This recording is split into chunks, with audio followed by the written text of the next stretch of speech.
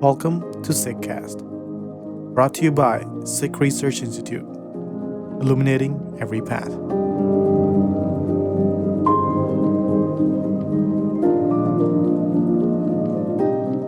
Vaheguru Ji Ka Khalsa, Vaheguru Ji Ki Fateh. My name is Muktnoor Kaur, and I'm a transcreator and commentary writer for the Guru Granth Sahib project.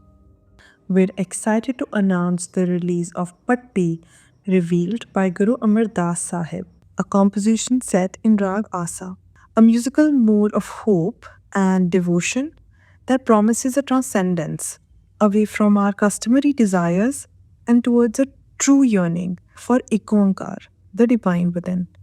The title of this composition, Patti, literally refers to the Gurmukhi tablet. Culturally, Patti is known as the wooden writing tablet on which children would practice writing the alphabet.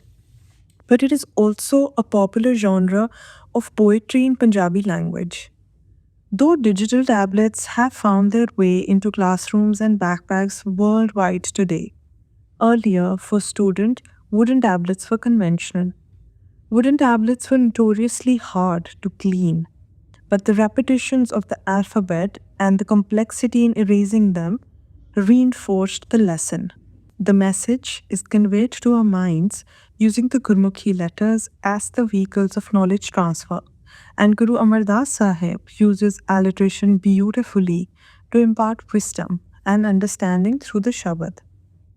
I wanted to dwell on the rahau line since that's where the main idea of the composition can be found. Man, ऐसा लेखा तू की पढ़िया, लेखा देना तेरे सिर रहा. And our team transcripts this as, "Oh mind, what kind of accounting have you studied?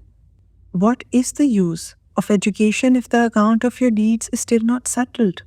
If the debt of your deeds is still looming over your head?"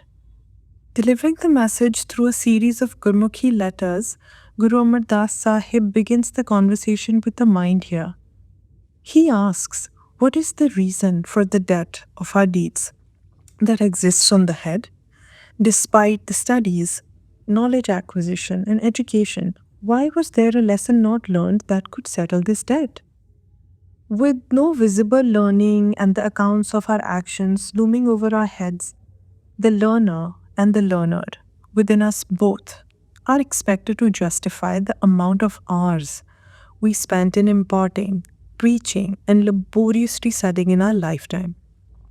If there is no insight, no learning, no application, no discovery, and at the end, if the accounts on our forehead are still pending, then we may want to assess the value of the pages of notes we collect akin to everything we accumulate in our lives.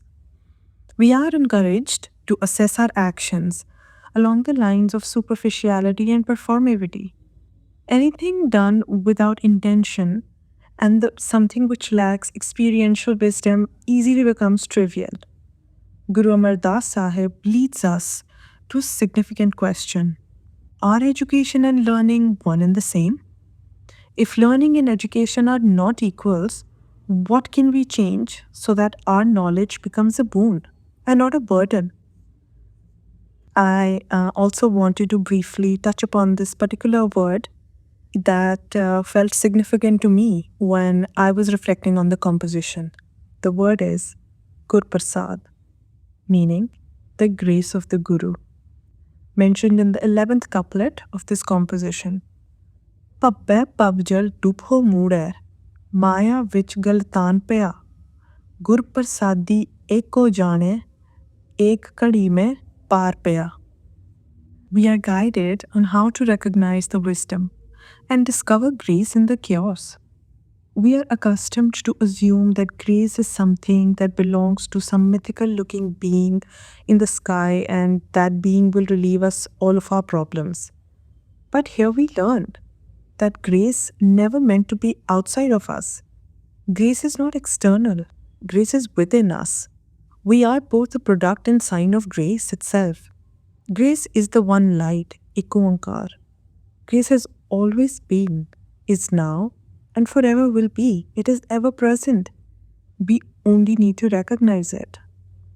Grace is the clarity of experiencing, feeling, and connecting with the one in a deeply personal and unique way.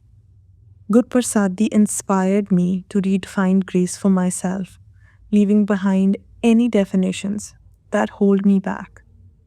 In moments like these, we are all inspired to let go of the veils and walls that keep us from seeing the one. Without searching for the right answer in these instant moments, we are rescued. In order to discover grace in our lives, we ought to pause and reflect. What does grace look like to us? When have we felt it? And what was different about those moments? That's what I've been thinking about with this composition. I hope you all spend some time with it. As usual, there are word definitions, footnotes, translation, and transcreation, along with commentary for you all to explore and hopefully discuss. Waheguru Ji ka Khalsa, Waheguru Ji ki Fateh. Read the translations and commentaries at gurugranthsahib.io.